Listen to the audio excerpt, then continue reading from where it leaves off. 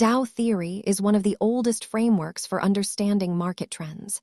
It helps investors look at the big picture of stock market health. At its core, Dow theory suggests that the market moves in predictable trends, rather than just random fluctuations.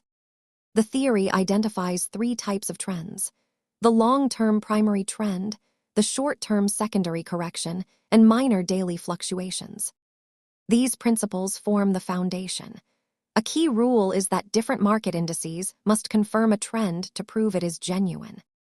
Historically, Dow theory required both the industrial and transportation averages to trend in the same direction to validate a bull or bear market. The primary trend accounts for the majority of market movement. Investors using this theory usually ignore minor day-to-day noise to focus on the long-term direction.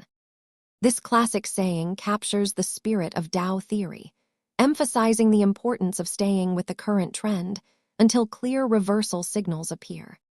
Dow theory offers a historical perspective on market movements. If you found this helpful, subscribe for more basics.